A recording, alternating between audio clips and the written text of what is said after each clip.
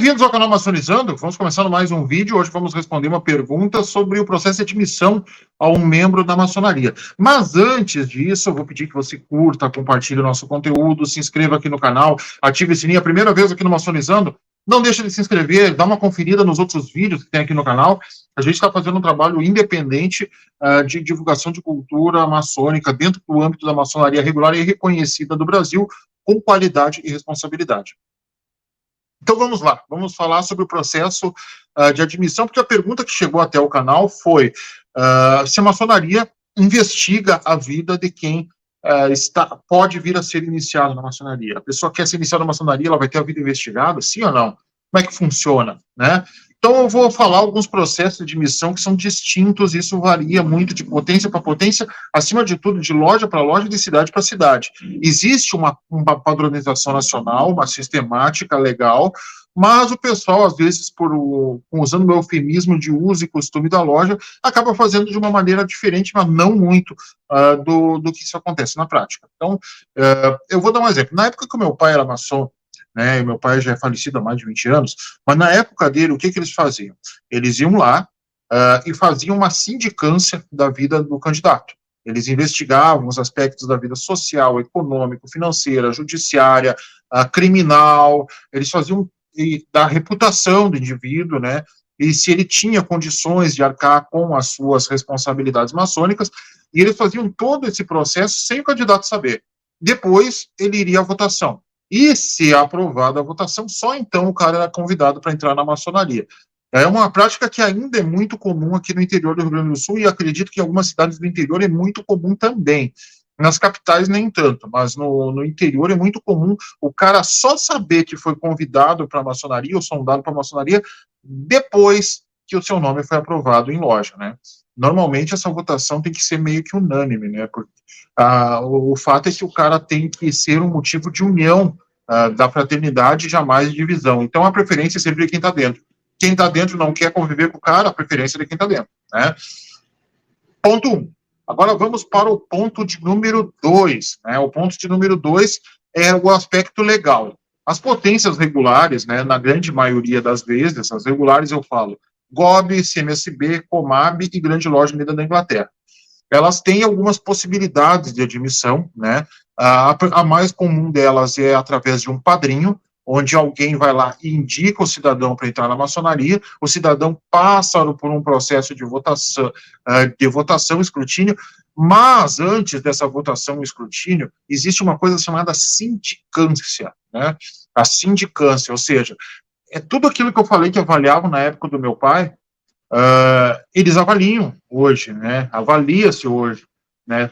Condição da vida social, financeira, monetária, familiar, judicial, criminal, avalia-se tudo desse indivíduo, né? E os sindicantes, normalmente, eles vão fazer essa avaliação, e hoje, até por uma questão de LGPD, né, que é Lei Geral de Proteção de Dados e tudo mais, existe uma necessidade de que o candidato tenha uma anuência, ou seja, que ele autorize que haja essa pesquisa da vida social do indivíduo, né? Então, há a anuência normalmente. Então, por exemplo, você vai preencher um formulário do GOB, seja através de manifestação de interesse ou através de padrinho, no final do formulário lá, vai estar escrito, autorizo que façam sindicância na minha vida, né? Estou autorizando, né? Então, você vai lá e autoriza. Aí se faz uma sindicância. A partir dessa sindicância, as pessoas que vão fazer a sindicância, ou a pessoa que vai fazer a sindicância, ela vai apresentar um relatório, esse relatório vai ser apreciado em loja, e só após a apreciação desse relatório em loja vai ser votado, né? Não vou entrar em muitos detalhes como é que funciona isso, né? Até porque não vem o caso. Mas, então, é feita uma sindicância, sim, da vida social, financeira, familiar, da reputação do indivíduo, e em alguns casos, eu acredito que na maioria deles, há uma entrevista pessoal com o candidato, olho no olho, e após essa entrevista pessoal do candidato, olho no olho, aí se faz um parecer, e esse parecer é apreciado em loja, e a loja decide se segue o processo de admissão do indivíduo ou não, né? Este é o procedimento comum. né? Então, através de um padrinho, que é o mais comum, ou através de uma manifestação de interesse, ou seja, você vai lá, preenche o formulário do site do GOB, né, e aí esse formulário vai para a loja da sua região e a loja vai decidir se dá andamento ou não ao seu processo, né? Aquela história de sessão magna pública para recrutar, para você comprar um relógio, de fazer doação, isso é bobagem, isso é besteira, isso é lorota, isso não existe, tá? Então, é importante, isso é golpe, tá? Pirâmide. Então, não é maçonaria, tá? Então, dentro desse escopo, é feita a admissão. Se o cara não é aceito, ele está barrado para sempre? É outra pergunta, né? Existe uma lista negra aí de quem não pode entrar para a maçonaria? Não, não existe. Mas existem 2 publicações que são restritos às obediências. As obediências que têm tratado de amizade e mútuo reconhecimento compartilham esse dado uma com a outra, né? Mas existe um livro negro e um livro amarelo. O livro negro é porque o cara foi rejeitado por questões de cunho moral, né? Então ele está no livro negro. O cara que está no livro amarelo é porque houve alguma objeção em algum momento do processo, ou ele está meio apertado de grana, ou algum irmão preferiu que não quer conviver com o cara agora e tal. Então, o livro amarelo é uma questão uma restrição pequena, e o livro negro é uma restrição de cunho moral. Então, são as 2 restrições. É para sempre essa lista? Não, não é para sempre. Existe um período, uma periodicidade de quanto tempo você vai ficar lá, né? É tipo SPC e Serasa, né? Você pode ficar ali por um determinado tempo, mas depois você pode comprar no crediário normalmente, de novo, né? Então, você poderá vir a ser admitido numa loja maçônica regular, mesmo tendo passado algum dia pelo livro negro. Não há óbice legal para isso. Mas é sempre feita uma consulta, né? E quando o cara vai fazer uma sindicância, o cidadão já teve no livro negro. Isso sempre pesa, né? Pelo menos quando eu estou sindicando, sempre pesa. Então tem que sempre tomar cuidado nesse sentido e também fazer uma avaliação responsável do indivíduo, né? E também cabe muito o bom senso do padrinho, né? O padrinho viu que o cara não vai passar, querer fazer o cara ir para o livro negro e amarelo, retira o nome do cara e vida que segue. Também é uma possibilidade que existe.